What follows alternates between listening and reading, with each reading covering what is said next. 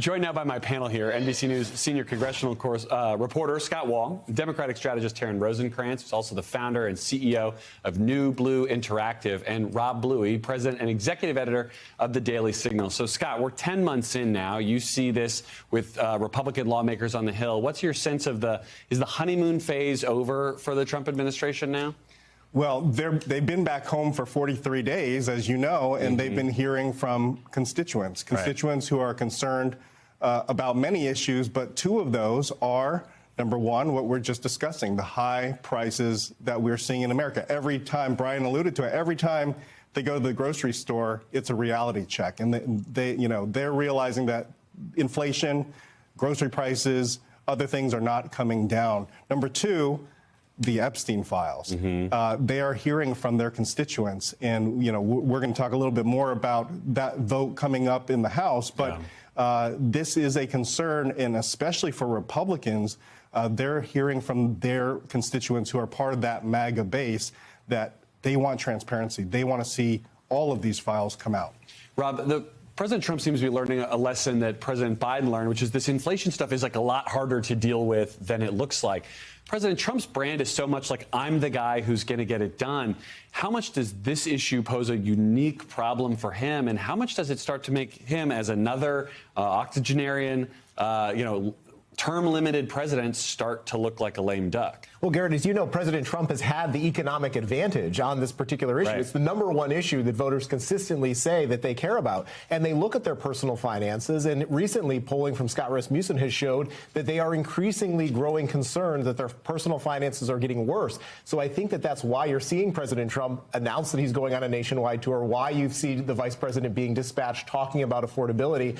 I think what you need, Scott, though, is you need the Republicans in the House and the Senate out there in their districts talking about to voters what they did with the One Big Beautiful Bill. They have not sold this effectively. They need to talk about the provisions. Remember, the reason that they passed that bill so early this year was so they wouldn't repeat the mistakes of Trump's first term when they had to wait so long to get it done. Well, and we reported at the time that the president was going to go out and tour the country and start selling that bill immediately after it passed, and that never happened. And so the fact that he's now talking about going out a little bit more makes a difference. Taryn, how did Democrats capture this feeling and credibly run on solutions for it in the midterms? I mean, voters still remember, to Rob's point, that the president until recently had the advantage on this issue. They didn't trust Democrats on it in 2024. How did Democrats earn that trust back for 2026? I think the behavior of this initial Congress with the government shutdown, the DOJ, sort of all this chaos, when people were already feeling unstable in their finances, has not helped this image for the Republicans and for the Republican Party. And so I think Democrats just need to keep talking about what they're doing to fight for it. So they did do a relatively good job of trying to explain that the reason the government shutdown was about health care premiums and making it more affordable for people.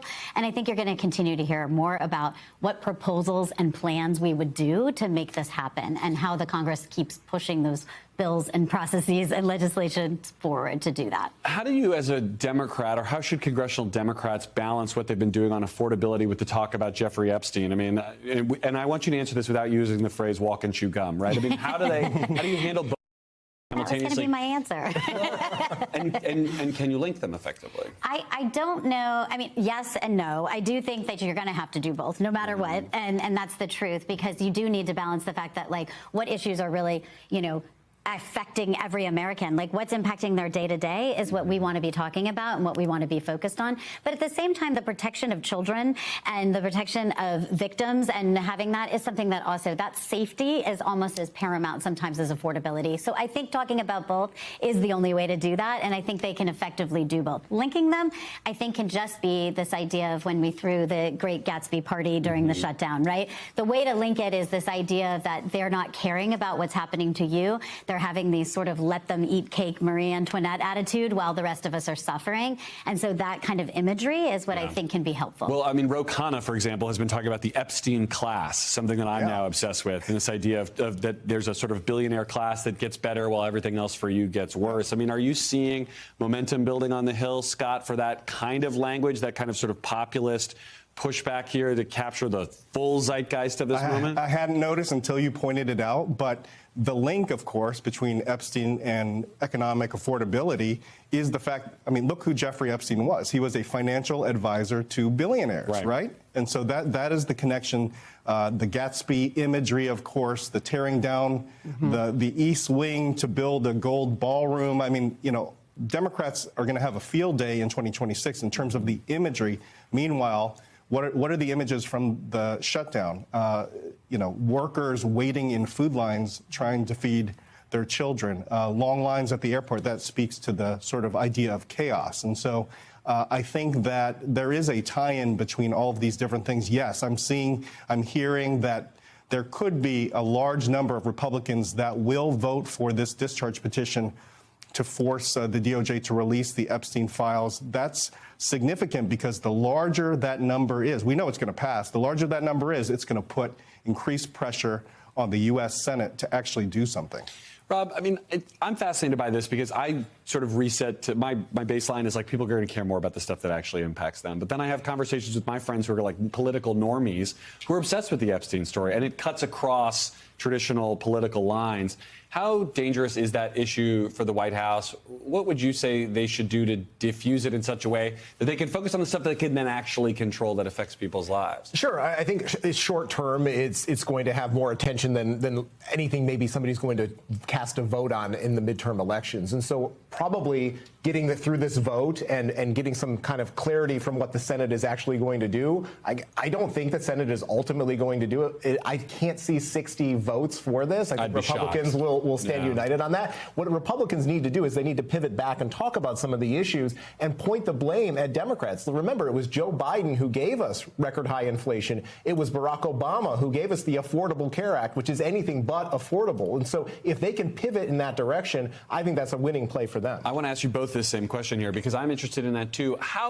For how long is it credible or is it not for someone like J.D. Vance in particular to say this is a Biden problem on inflation? I mean, we're 10 months into the president's term. They've bragged about it being the Trump economy when it's good. But can you square that circle? And if so, for how much longer? It's a talking point that I think works right now. It's not going to last into perpetuity. So what they do need to do is they need to point out where they are having an impact. And I think the one issue where Trump can show some real progress is energy. Yeah. The price of gasoline, the fact that we're pumping more barrels of oil. I mean, those are encouraging signs. There's a lot of development. And let's face it, that's the future of this country, really hinges on our energy policy. There's a split on that. Gas prices are down, but home energy prices are up. And the president promised he'd cut them in half in 18 months. I'm keeping track because I did that story when it happened.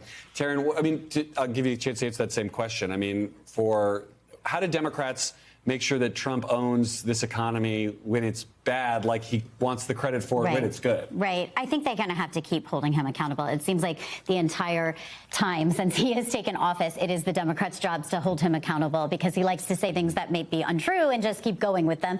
And I think we need to keep pointing out the facts. We need to keep, it's hard not to have numbers, but we do need to keep pointing out the facts. But people realize, I mean, they're impatient, right? Like, COVID was hard and it affected our economy, and we didn't have the patience for Biden for that. So if he thinks that without even sort of that hanging over his head, that he's going to be able to spend more than 10 months kind of, you know, futzing around and not making things better for people, I just don't see how it works for him. So we're going to keep talking about that. We're going to keep trying to do what we got to do to help people. And I think that's going to resonate because people are not patient and they don't want to keep seeing this. A colleague of ours, a great reporter here at NBC News, has a phrase that he may have stolen that says voters say please, but they don't say thank you. Correct. And they're not going to get that kind of credit on the back end. We got to leave it there. Taryn, Rob, Scott, get some rest. You've been working like crazy the last 40 some odd days. Thank you all for coming in.